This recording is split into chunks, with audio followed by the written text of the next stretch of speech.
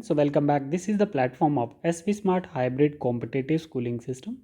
बच्चे आज हम लोग क्लास 11th बायोलॉजी का chapter number 18 new chapter start कर रहे हैं, न्यूरल कंट्रोल एंड कोऑर्डिनेशन. ठीक है बच्चे, इस चैप्टर की जो वेटेज है बेटा, नीट पॉइंट ऑफ व्यू से 2 क्वेश्चन आते हैं हर साल और टोटल एक क्वेश्चन 4 मार्क्स का होता है, तो टोटल 8 मार्क्स की वेटेज रहेगी. जेके बोर्ड में देखा जाए बच्चे तो या तो कभी वेरी शॉर्ट में 2 मार्क्स के लिए पूछ लेता है, या तो कभी 3 मार्क्स के लिए शॉर्ट में पूछ लेता है, या तो कभी लॉन्ग आंसर में भी आ जाता है बच्चे एक क्वेश्चन 5 मार्क्स का. तो टोटल 5 मार्क्स की वेटेज ही रहती है इस चैप्टर की. ठीक है, अब इसमें इस चैप्टर में कुछ टॉपिक्स हैं जैसे न्यूरल सिस्टम है ना, 4 टॉपिक्स हैं और इस चैप्टर को ख़त्म करने में हमें 4 से 5 वर्किंग लेक्चर चाहिए. ठीक है, फिर उसके बाद न्यूरल सिस्टम के बाद सेकंड टॉपिक है ह्यूमन न्यूरल सिस्टम. फिर थर्ड टॉपिक है neuron as structural and functional unit of neural system. और फोर्थ टॉपिक है हमारा बच्चे सेंट्रल नर्वस सिस्टम. ठीक है, तो इन 4 टॉपिक्स को कम से कम 5 वर्किंग डेज रिक्वायर्ड हैं. ठीक है, तो आज हम लोग स्टार्ट करते हैं इस चैप्टर का फर्स्ट वीडियो. ठीक है, और जिसमें हम एनसीईआरटी का फर्स्ट पैराग्राफ डिस्कस करेंगे. ठीक है, तो ये फर्स्ट पैराग्राफ है बच्चे एनसीईआरटी का. तो इस पूरे पैराग्राफ को यहाँ से लेके यहाँ तक मैंने कोड किया हुआ है कि इसमें हमें सबसे पहले होम्योस्टैसिस समझना पड़ेगा. ठीक है, देखो बोल रहा है कि एज यू नो, जैसे आप जानते हैं, the function of the organs, जो बॉडी के अंदर ऑर्गन्स हैं, और ऑर्गन सिस्टम, ऑर्गन मतलब एक ब्लड वेसल्स और organ system blood, blood vessel और हार्ट. मैं एक एग्जांपल दे रहा हूँ, है ना. इंडिविजुअल ऑर्गन होता है और बहुत सारे ऑर्गन मिला के हम ऑर्गन सिस्टम बोल सकते हैं. In our body must be coordinate to maintain homeostasis.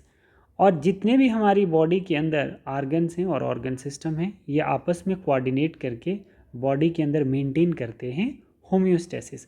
तो आपको जानना है कि होम्योस्टैसिस क्या होता है. होम्योस्टैसिस बच्चे बॉडी के अंदर एक एबिलिटी होती है to maintain a stable internal environment despite change in the external condition.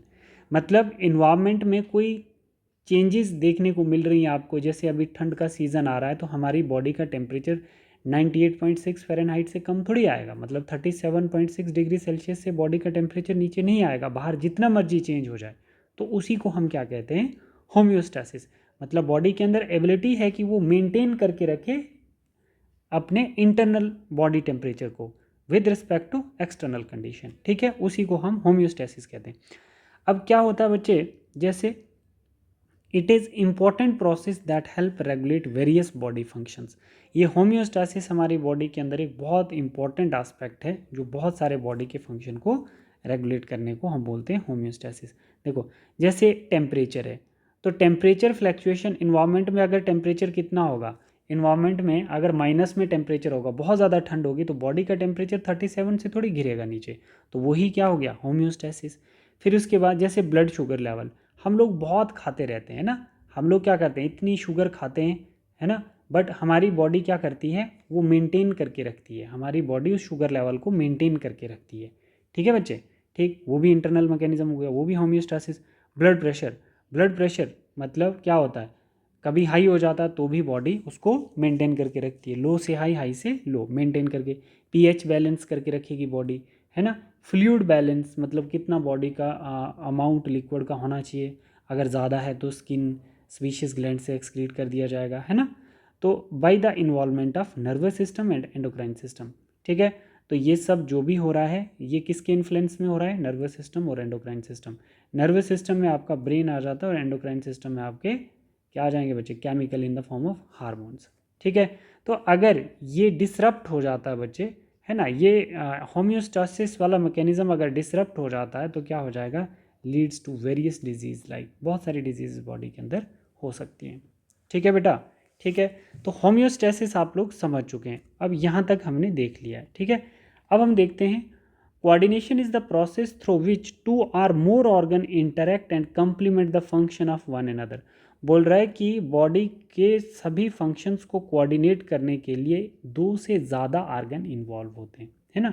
Body के अंदर जो भी इंपॉर्टेंट वाइटल फंक्शंस हैं उनको कोऑर्डिनेट करने के लिए एक ऑर्गन नहीं होता है. जैसे इसने एक एग्जांपल से समझाया है, when we do physical exercise. जब हम फिजिकल एक्सरसाइज करते हैं तो वहाँ पे हमें देखने को मिलती है ऑर्गन और ऑर्गन सिस्टम की कोऑर्डिनेशन। ठीक है, कैसे? देखो, the energy demand is increased for maintaining increased muscular activity, the supply of oxygen is also increased. यहाँ से लेके मैं आपको बताता हूँ, ये जो एग्जाम्पल है इसको मैं समझाता हूँ। मानो कि मेरी बॉडी क्या है, स्ट्रेस कंडीशन में है। ठीक है, मानो कि मैं एक्सरसाइज कर रहा हूँ, हैवी या रनिंग कर रहा हूँ, एक्सरसाइज कर रहा हूँ, तो मेरी बॉडी किस कंडीशन में है, स्ट्रेस कंडीशन में। तो जब मैं बहुत ज़्यादा हार्ड एक्सरसाइज कर रहा हूँ, विग्रस एक्सरसाइज कर रहा हूँ, तो मेरी बॉडी में क्या होगा, हाई डिमांड हो जाएगी ऑक्सीजन की, है ना, सांस फूलना शुरू हो जाएगा। तो ज़्यादा बॉडी डिमांड कर रही है ना ऑक्सीजन की, तो मैं रनिंग कर रहा हूँ तो मसल कौन से यूज़ हो रहे हैं, स्केलेटल मसल। तो स्केलेटल मसल जब मैं यूज़ कर रहा हूँ, रनिंग कर रहा हूँ, तो मेरी बॉडी को डिमांड ऑक्सीजन की बढ़ रही है। ठीक है, तो जब ब्लड वेसल में ब्लड का फ्लो बढ़ रहा है ना, स्केलेटल मसल्स, जो स्केलेटल मसल्स हैं वो यूज़ हो रहे हैं बच्चे रनिंग के लिए। तो ब्लड वेसल में जो ब्लड का फ्लो भरा है, तो ब्लड वेसल से सिग्नल सेंड किया जाएगा किसको, ब्रेन को, है ना। मैं तेज़ दौड़ूंगा तो ब्लड वेसल में ब्लड फ्लो करेगा। तो अब यही ब्लड वेसल क्या करेंगी, सिग्नल सेंड करेंगी ब्रेन को। ब्रेन के कौन से पार्ट को, मेडुला ओब्लोंगेटा को। मेडुला ओब्लोंगेटा, देखो आर्गन कैसे इन्वॉल्व हो रहे हैं, ब्लड वेसल्स मैसेज भेज रही है किसको, ब्रेन को। तो दो आर्गन इन्वॉल्व हो गए ना बच्चे, ब्रेन का कौन सा, मेडुला ओब्लोंगेटा। तो क्या, अब ब्लड वेसल्स क्या कह रही है ब्रेन को कि जितना ज़्यादा हो पाए तो आप ब्रीदिंग रेट को इंक्रीज़ करें, increase breathing rate. Fast fast oxygen आएगी, फास्ट फास्ट फूड का ब्रेकडाउन होगा और एनर्जी मिलेगी। ठीक, meet oxygen demand of the body. जितना तेज़ ब्रीथ करेंगे हम लोग, जितना तेज़ ब्रीथ करेंगे, भाई ब्रेन मेडुला ऑब्लोंगेटा को बोलेगा कि तेज़ तेज़ ब्रीदिंग करो, है ना, क्योंकि बॉडी से मैसेज आया है कि ऑक्सीजन की ज़्यादा डिमांड है ना, ज़्यादा डिमांड है। तो जितनी ज़्यादा आप तेज़ तेज़ ब्रीथ करोगे उतनी ज़्यादा बॉडी को ऑक्सीजन मिलेगी, उससे एनर्जी प्रोड्यूस होगी। ठीक है, तो अब हमें कहीं ना कहीं ऑर्गन कोऑर्डिनेट करते हुए दिख रहे हैं, ब्लड वेसल, ब्रेन।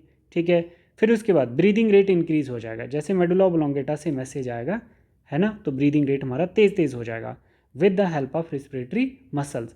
तो रिस्पिरेटरी मसल्स में अब लंग्स भी इन्वॉल्व हो गया। देखो ऑर्गन कैसे कोऑर्डिनेट हो रहे हैं, ब्रेन कोऑर्डिनेट कर रहा है, ब्लड वेसल से मैसेज ब्रेन को जा रहा है, ब्रेन रिस्पिरेटरी मसल्स को एक्टिव कर रहा है, रिस्पिरेटरी मसल फास्ट फास्ट सांस अंदर ले रहे हैं।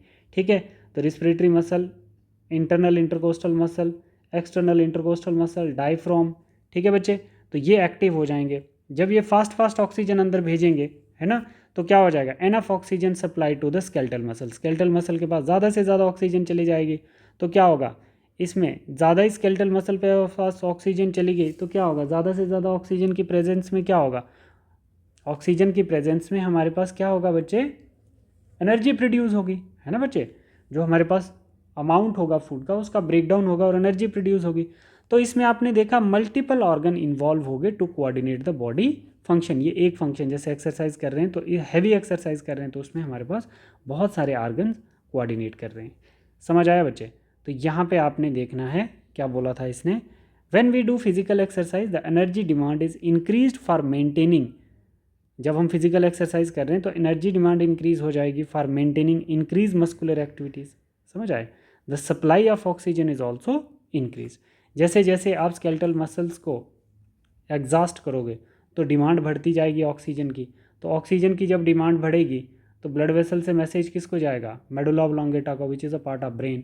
मेडुला ऑब्लोंगेटा वहाँ से बोलेगा कि फास्ट फास्ट रिस्पिरेटरी मसल्स को एक्टिवेट करके medulla oblongata fast fast breathing rate को इंक्रीज़ कर देगा।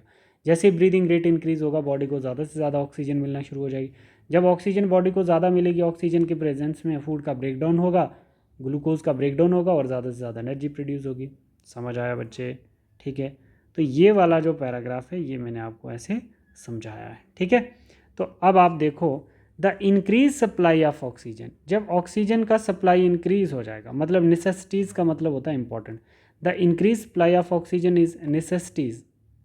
ज़्यादा सप्लाई ऑक्सीजन का कब ज़रूरी होता है, जब हम increase the rate of respiration करते हैं, है ना, जब हमारा रिस्पिरेशन का रेट इंक्रीज़ हो जाएगा। ठीक है, तो रिस्पिरेशन का रेट इंक्रीज़ हो जाएगा तो हार्ट बीट बढ़ जाएगी, increase blood flow via blood vessels. ठीक है, ठीक है बच्चे।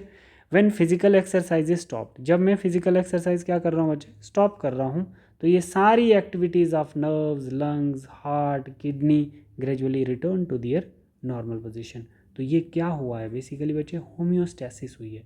कोई हमारी बॉडी के अंदर मैकेनिज्म एकदम से फास्ट हो गया था, वो फिर अपनी नॉर्मल कंडीशन पे आ रहा, तो इंटरनल मैकेनिज्म को बैलेंस होने को हम होम्योस्टेसिस कहते हैं। ठीक है, और ये जो फंक्शन हो रहा है ये एक ऑर्गन और ऑर्गन सिस्टम परफॉर्म कर रहे हैं और इसी को कोऑर्डिनेटेड फंक्शन कहते हैं। ठीक है, मल्टीपल ऑर्गन से।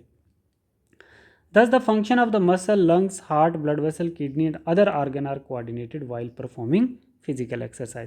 तो सभी ऑर्गन्स आपस में कोऑर्डिनेट कर रहे हैं जब हम फिजिकल एक्सरसाइज कर रहे हैं इन आवर बॉडी। देन इसके आगे देखना, हमारी बॉडी के अंदर इसको कोऑर्डिनेट करने के लिए, मतलब ऑर्गन और ऑर्गन सिस्टम किसी एक एक्टिविटीज़ को जो कोऑर्डिनेट करते हैं उसमें इन्वॉल्व होता है हमारा न्यूरल सिस्टम और endocrine system jointly coordinate and integrate all the activities of the organs and they function in the synchronized fashion। मतलब न्यूरल सिस्टम और एंडोक्राइन सिस्टम आपस में सिंक्रोनाइज होकर फंक्शन परफॉर्म करते हैं। लाइक जैसे ब्लड वेसल से मैसेज गया ब्रेन के पास, ब्रेन से मैसेज गया आपके लंग्स के पास, ठीक है, लंग से मैसेज आएगा किडनी के पास, तो फिर वो फिल्टर होके, तो मतलब आप समझ रहे हो कि कैसे आपस में ऑर्गन कोऑर्डिनेट कर रहे हैं। बट इन्फ्लुएंस यहाँ पर न्यूरल सिस्टम और एंडोक्राइन सिस्टम की हम लोग थोड़ा सा समझ लेते हैं। लाइक जैसे न्यूरल सिस्टम है, मतलब एक न्यूरॉन से दूसरे न्यूरॉन के ऊपर मैसेज जाना। मानो एक न्यूरॉन के अंदर क्या है, सिनेप्टिक वेजिकल्स ये, और उनके अंदर क्या है, ये ब्लैक डॉटेड न्यूरोट्रांसमीटर। तो ये न्यूरॉन 1 है और न्यूरॉन 2 है, और इसके बीच में क्या है, न्यूरोट्रांसमीटर जंक्शन, जिसको हम सिनेप्सिस कहते हैं। तो एक न्यूरॉन से दूसरे न्यूरॉन में जो मैसेज आएगा थ्रू न्यूरोट्रांसमीटर, ये न्यूरोट्रांसमीटर इस मेम्ब्रेन के साथ फ्यूज़ होगा, ये यहाँ पे आ गया न्यूरोट्रांसमीटर जंक्शन में, ठीक है। और ये न्यूरोट्रांसमीटर के जो रिसेप्टर हैं ये कहाँ प्रेजेंट हैं, न्यूरॉन 2 के सरफेस पे, और ये यहाँ पर आके बाइंड हो जाएगा, ये यहाँ पे आके बाइंड हो जाएगा। तो तब ये एक्टिविटी होगी, क्या होगा, तब एक्शन होगा, है ना, इसका मैसेज यहाँ आ जाएगा। तो ये कैसे होता है बच्चे, न्यूरल रिस्पॉन्स जो होता है ये क्विक रिस्पॉन्स होता है, शॉर्ट लास्टिंग एक्शन होती है। ठीक है, क्विक रिस्पॉन्स और शॉर्ट लास्टिंग एक्शन होगा, मतलब हल्का सा पिक किया किसी ने, वो रिस्पॉन्स है, ये न्यूरल रिस्पॉन्स है, ये न्यूरल सिस्टम। ठीक है, जैसे एंडोक्राइन सिस्टम आप इसमें बोल सकते हो कि जैसे रिफ्लेक्स एक्शन होती है ना, उसी को न्यूरल सिस्टम बोलते हैं। बट एंडोक्राइन सिस्टम में क्या होता है, मानो जैसे हाइपोथैलेमस है, उसके पिट्यूटरी ग्लैंड है, एक एंटीरियर और दूसरा पोस्टीरियर। तो इन दोनों से इससे 7 हार्मोन प्रोड्यूस होते हैं, इससे 2 हार्मोन हमने पढ़ना है केमिकल इंटीग्रेशन में। यहाँ से जैसे हार्मोन, मानो हार्मोन रिलीज हुआ फॉलिकल स्टिमुलेटिंग हार्मोन, तो ये किस में है, ब्लड वेसल में, तो ये ब्लड के द्वारा यहाँ से मूव होगा, क्योंकि इस FSH हार्मोन का जो टारगेट आर्गन है वो क्या है, टारगेट आर्गन, इसका मतलब वहीं पे इसके रिसेप्टर होंगे, तो इसके सरफेस पे, ओवरी के सरफेस पे FSH के रिसेप्टर प्रेजेंट होंगे। तो ये जैसे ही FSH के पास पहुँचेगा, FSH जैसे ओवरी के सरफेस पे पहुँचेगा तो इसके रिसेप्टर वहाँ पे होंगे, तो तब ये अपना एक्शन शो करेगा। तो रिस्पॉन्स मतलब फास्ट इसका है और इसका स्लो रिस्पॉन्स है, क्योंकि इसके रिसेप्टर टारगेट आर्गन ही दूर होता है, क्योंकि इसको ब्लड के द्वारा मूव होकर जाना पड़ता है।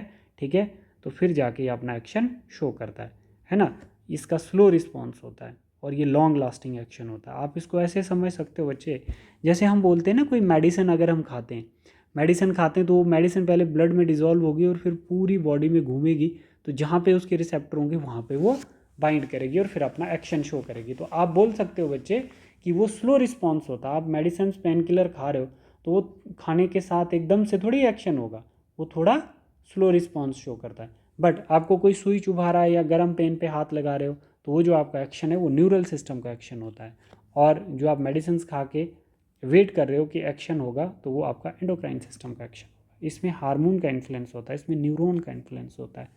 समझ आया बच्चे?